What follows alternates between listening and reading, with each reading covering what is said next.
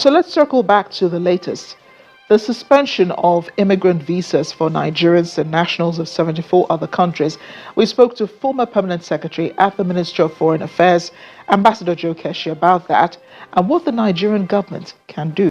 All right, Nigeria is already being affected by the new visa measures announced by the United States and limitation on visa validity, partial visa ban, visa bond, and now this. Plus, of course, we know the Nigerian government is already in talks with the Trump administration on assistance in fighting terrorists in the country. How should the Nigerian government interpret the most recent announcement, which is the visa suspension? I think the Trump administration is sending mixed signals. On one hand, they are supplying arms to the Nigerian government, and on the other hand, they are imposing tougher and tougher, visa sanctions, on Nigeria, and that makes it very difficult to understand Trump's attitude and position towards Nigeria as a country and as a nation. One would have thought that now that we have lobbyists, only yesterday or 2 days ago, we heard that we are paying some Americans close to the administration. I mean, this company was just established in November here, and they've gotten a big deal. Probably one of the most expensive, And here you find the same administration imposing tougher and tougher sanctions against Nigeria. I think that it will be difficult to interpret, and at the same time, difficult for the Nigerian government to react. In fact, on all days, the Nigerian government is in a very weak position to react. There's virtually nothing the Nigerian government can do in terms of visa retaliation on America, because the bulk of those who will be affected will be Nigerian Americans who want to come back home now and then. And this is the most unfortunate thing. So the Trump administration is sending mixed signals. But I think that our people, that's the Nigerian government, they need to sit down and evaluate, not do things, in silos. I think there's a need for proper coordination. And they need to understand what's going on in the United States, and they need to find a way to break through, this, how do we call it, even this anger, whatever it is that Trump has against Nigeria, because it's very difficult to understand. And Aku, the new policy also spelled tougher times for Nigerians living in the United States. Yeah, look, a couple of days ago, just about a week or two, Trump described that, again, went after Nigerians in the United States and declared that 30% of them are living off the state, which is not true. I mean, I have lived and worked in the United States for 6 years. And I know that Nigerians in the United States, almost all of them are hardworking. They work about 3, 4, 5 jobs, to make ends meet and then to send money home.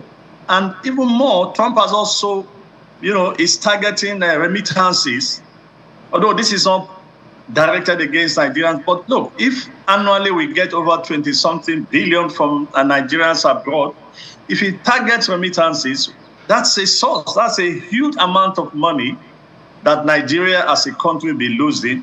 Family members who used to get this money will probably become among those who will fall into below the poverty line, because this money sent from the United States to Nigerians at home, oftentimes for family matters, to address a couple of issues, health, house, school fees, and the rest of them, and all that will be gone. So the Nigerian government needs to come together as a team, and not one side going to do something else and another side going to do something else, and decide on how to appropriately respond. But look, I said earlier, we're in a very weak position. There's no way we can respond to these visa issues except to systematically and strategically engage the United States. I sincerely hope that the lobbyists that we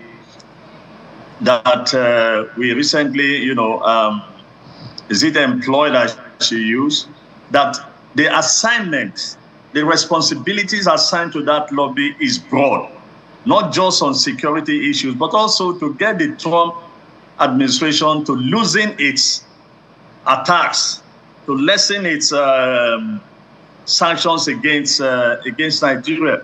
You know, the irony of it all is that in this part of the world, we are probably Americans' greatest supporters. We are probably the most important country to the United States of America. And unfortunately, it is we that the Americans are hitting so badly. I do not blame the Americans, but the truth of the matter is that we have to find a way to deal with this situation. Now, the new U.S. visa policy on the visa bond has barely started, and this announcement comes up. What do you think is the Trump administration's foreign policy for the rest of the world? Look, nobody as of today can define exactly what is Trump's foreign policy. Nobody.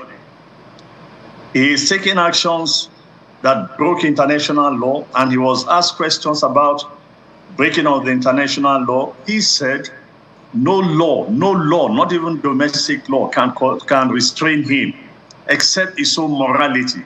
So it is what Trump says and does. And at any given time, it's now the new American foreign policy.